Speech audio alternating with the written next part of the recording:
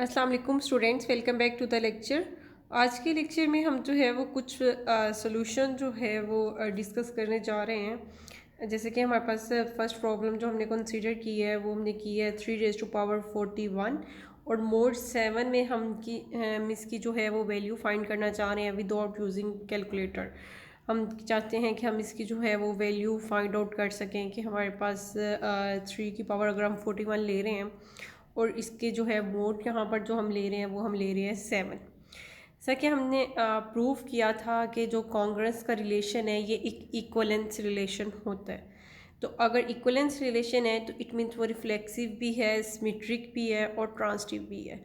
तो यहाँ पर जो हम यूज़ करने जा रहे हैं वो रिफ्लेक्सिव वाली प्रॉपर्टी यूज़ करने जा रहे हैं कि अगर कॉन्ग्रेंस का रिलेशन जो है वो एक इक्वलेंस रिलेशन है तो इट मीन्स वो रिफ्लेक्सिव रिलेशन होगा।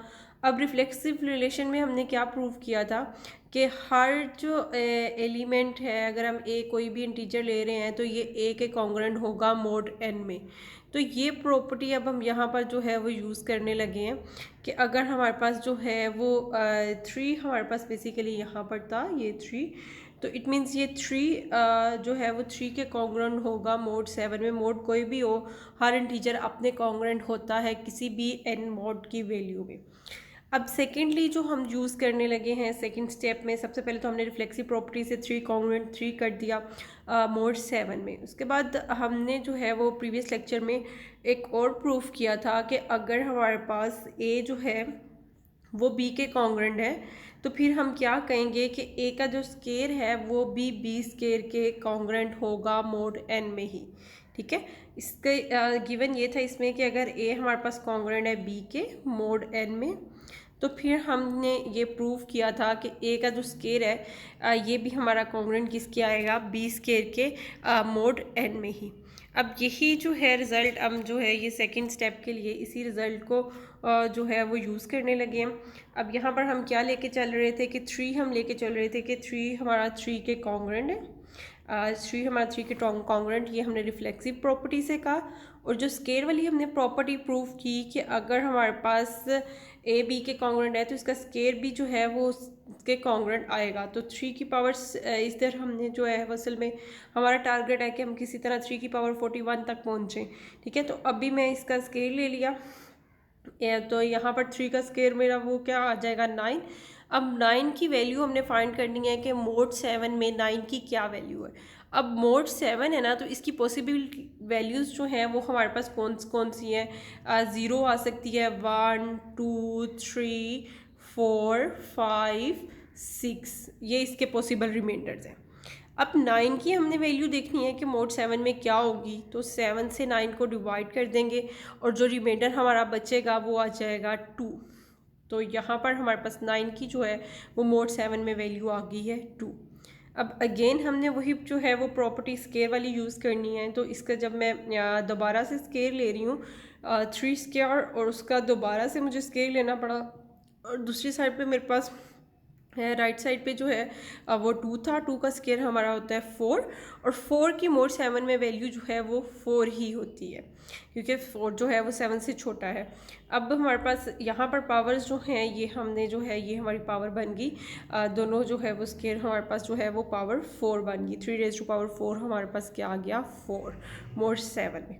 अब अगेन हमें इसकी स्केयरिंग करनी है दोबारा से। जब हमने इसकी स्केयर लिया तो ये हमारे पास 4 तो 2 से मल्टीप्लाई हो जाएगा लेकिन पावर वाला, और ये जो 4 है इसका जब दोबारा से स्केयर लेंगे तो ये हमारा आ जाएगा 16। अब 16 की मोड 7 में क्या वैल्यू होती है वो हमें रिक्वायर्ड है कि हमें ये पता चलना चाहिए कि 16 की मोड 7 में हमारे पास क्या वैल्यू है।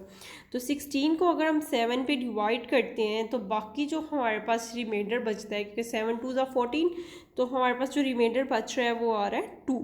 तो 16 की मोड 7 में हमारे पास वैल्यू है 2 और यहाँ पर हमारे पास पावर क्या आ गई है, अब 8 आ गई है। अब अगेन हम इसकी जो है वो स्केयरिंग करने जा रहे हैं। अगेन स्केयरिंग करेंगे तो पावर तो हमारे पास आ जाएगी 16। अब अगेन जो है वो स्केयर किसका आ रहा है, 2 का स्केयर आ रहा है, और तो 2 का स्केयर जो है वो हमारे पास क्या होता है 4 होता है। ठीक ठीक है। 4 तो हमारे पास यहाँ तक हम लोग इस स्टेप तक पहुँच चुके हैं। अब उससे नेक्स्ट स्टेप में हमें जो है वो दोबारा से इसकी स्केयर लेना है।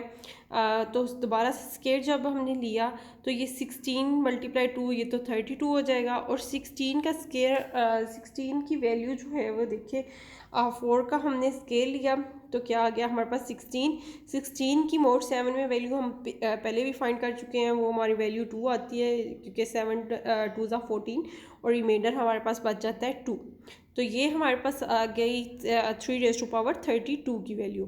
अब नेक्स्ट हमें जो है वो एक दफ़ा और इसका जो है वो स्केयर अगर लेते हैं तो दोबारा से हमारे पास जो है वो आ रहा है 2 आ रहा था, तो इसका जो है हमारे पास आ जाएगा 4। अब हमें जो रिक्वायर्ड था वो हमें ये दोबारा से यहाँ तक एक्चुअली हमें 41 बनाना था ना, तो ये वाली हमारे पास स्टेप जो है ये वाला ये हमारे लिए एक्स्ट्रा है क्योंकि इसकी हमें ज़रूरत नहीं है। 32 आ गया है तो वहाँ से ही हम जो है वो 42 कंप्लीट कर लेंगे। अब 42 की अगर हम पार्टीशंस करें तो इस यहाँ पर मैंने इसकी पार्टीशंस ली हैं। 32 को अगर मैं ऐड करूँ 8 में और फिर उसको ऐड कर दूँ 1 में, तो ये आप देख सकते हैं कि 32 को जब हम 8 में ऐड करेंगे तो हमारे पास आ जाएगा 40, और 40 में जब हम 1 ऐड करेंगे तो हमारे पास 41 कंप्लीट हो जाएगा। अब इसको जो है ये पावर्स ऐड हो रही हैं तो इसको हम जो है वो ये फिर हमारे पास जो है सेपरेट हो सकती हैं मल्टीप्लाई में, बेस चूँकि सेम है इसकी, तो इसको मैं लिख सकती हूँ 3⁻32 3⁻8 3⁻n1। ठीक है, 3⁻8 की वैल्यू भी मैं फाइंड कर चुकी हूँ, 3⁻32 की भी कर चुकी हूँ, 3⁻1 की वैल्यू 3 है। तो मैं इसकी अगर वैल्यूज़ पुट कर दूँ तो 3⁻32 की अगर हम वैल्यू देखें मोड 7 में तो वो हमारी आई थी 2। ठीक है, इसी तरह अगर हम 3⁻8 की वैल्यू देखना चाहें कि वो क्या आई थी मोड 7 में, वो भी हमारी 2 आई थी, और 3⁻1 की मोड 7 में वैल्यू वो तो 3 ही थी। तो ये 3 वैल्यूज़ बेसिकली हमारे पास अब मल्टीप्लाई हो जाएंगी। कितनी बड़ी कैलकुलेशन हमने इसकी हेल्प से जो है वो कितनी ईजीली कर ली। अब हमारे पास जो है यहाँ पर 3⁻32 ये भी 2 था, 3⁻8 ये भी हमारा 2 था, और ये हमारा आ गया 3। तो ये हम तीनों जो है वो मल्टीप्लाई होंगे, 2 से मल्टीप्लाई 4 और 4 को हम 3 से मल्टीप्लाई करेंगे तो हमारे पास आ जाएगा 12 मोड 7। अब 12 की मोड 7 में जो वैल्यू होती है वो हमारे पास होती है 5। ठीक है, कि 12 को अगर हम 7 पे डिवाइड करें तो रिमाइंडर हमारे पास बच जाता है 5। अब क्वेश्चन ये है कि कैसे ही ये मुझे पता चला कि मैंने इसकी ये जो पार्टीशंस हैं ये लेनी 32 8 + 1 ये पार्टीशन जो हैं ये किस तरह पता चली। तो इसको अब जो है इन पार्टीशंस को करना सीखते हैं कि ये पार्टीशन जो है वो हम कैसे फाइंड आउट कर सकते हैं। तो सबसे पहले तो बाइनरी रिप्रेजेंटेशन के बारे में डिस्कस कर लेते हैं कि बाइनरी रिप्रेजेंटेशन हम लोग जो है ये कैसे बनाएंगे। ये जो है हमारे पास जो भी पावर थी, यहाँ पर क्या पावर थी 41। बाइनरी रिप्रेजेंटेशन कर रहे हैं तो इसको हर दफ़ा हमें जो है वो 2 पे डिवाइड करना है। ठीक है, अगर हम जो है वो बाइनरी रिप्रेजेंटेशन कर रहे हैं तो बाइनरी का मतलब जो है वो 2 है, तो हमारे पास 2 पे जब 41 को हम डिवाइड करेंगे तो ये हमारा आ जाएगा 20, और जो इधर हम लिख रहे हैं ये है रिमाइंडर।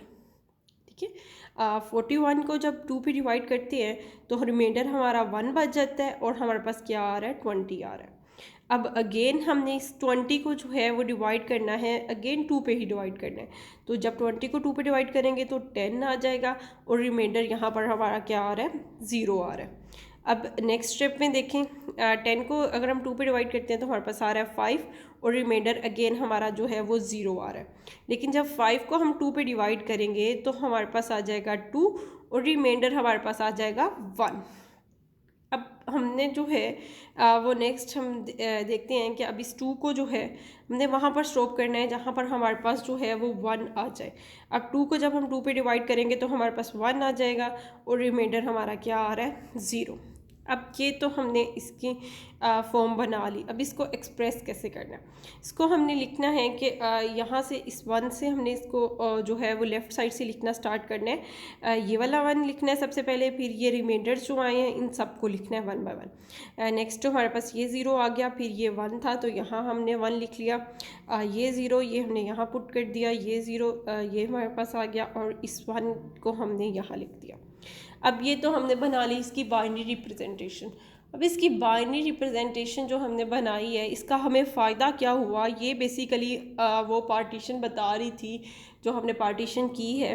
मैं आपको एक्सप्लेन कर देती हूँ इसको, ये किस तरह ये पार्टीशन बना रही है। सबसे पहले हमने 2 की पावर्स लेनी है, ठीक है। अगर हम इसको राइट साइड से जो है वो देखें सबसे पहले, तो 1 कहाँ पर आ रहा है, 1 की प्लेस हमने बेसिकली चेक करनी है कि 1 हमारे पास रिमाइंडर जो है वो कहाँ कहाँ आ रहा है हमारे पास।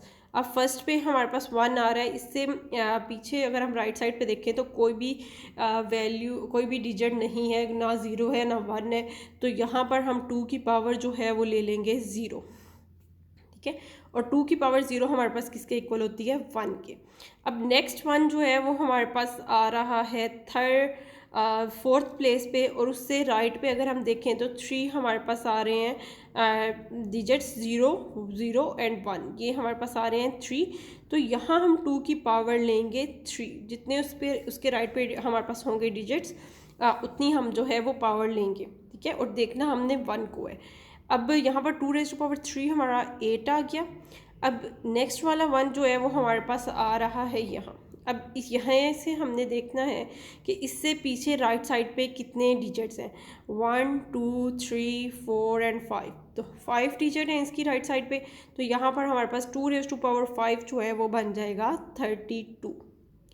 तो ये बेसिकली बाइनरी रिप्रेजेंटेशन ने हमें हेल्प की कि यहाँ से हमें पता चला कि हम अब 41 की क्या पार्टीशंस करेंगे। अगर हम इसको जो है वो स्केयर ही ले रहे हैं इसी तरह, तो हम इसकी पार्टीशंस जो है वो क्या करेंगे, 32 + 5 + 1। तो इसलिए ये जो है ये हमारे पास आ गया 32 + 1 + 8 + 1, ठीक है। अब हमें यहाँ से इस बात का भी पता चल गया कि कहाँ तक हमें प्रोसेस जो है वो स्टॉप करना है। 32 पे आके हमें जो है वो ये प्रोसेस जो है वो स्टॉप कर देना है, क्योंकि इस स्टेप की फिर हमें जो है वो ज़रूरत नहीं है, क्योंकि हमने यहाँ पर पार्टीशन पहले कर ली होगी। तो हमें पता है कि हमें 32 तक जो है वो स्टॉप कर देना है। अदरवाइज़ पहले सिर्फ हम सोल्व करना सीख रहे थे, तो वहाँ हमें इस चीज़ का आइडिया नहीं था। अब इसकी जो हमारे पास पार्टीशन आई है 32 8 and 1 use in the power of 3 as a partition of 41। तो इनको हमने जो है पावर ऑफ 3 की में ले लिया है 41 की पार्टीशंस के तौर पे, और फिर हमने इनकी वैल्यूज़ पुट की और वैल्यू फाइंड आउट कर ली। और फाइनली इसको एक्सप्रेस करने के जो है वो हमारे पास 2 वेज हैं। जैसे हमने एक रिज़ल्ट पढ़ा था, इसको हमने काफ़ी दफ़ा यूज़ भी किया है कि अगर ए बी के कॉन्ग्रुएंट है मोड n में, तो फिर हमारे पास ये जो n है ये डिवाइड कर रहा होता है a - b को, ठीक है। तो यही रिज़ल्ट हम यहाँ भी यूज़ कर सकते हैं कि अगर 3 रेज़ टू पावर 41 5 के कॉन्ग्रुएंट है मोड 7 में, तो इट मीन्स 7 जो है वो डिवाइड कर रहा होगा 3 रेज़ टू पावर 41 - 5 को। तो इस तरह भी जो है वो हम इसको एक्सप्रेस कर सकते हैं। तो हमने कितने इजीली जो है वो इतनी बड़ी पावर 3 की पावर थी 41 और मोड 7 था, उसको हमने जो है वो बहुत इजीली जो है वो विदाउट यूजिंग कैलकुलेटर हमने जो है इसकी वैल्यू जो है वो कैलकुलेट कर ली है। अब नेक्स्ट हम कुछ मज़ीद इस तरह की ही एग्जांपल्स डिस्कस करेंगे, और इससे रिलेटेड जो है वो कुछ और रिज़ल्ट्स जो है वो देखेंगे, कुछ थ्योरम्स देखेंगे।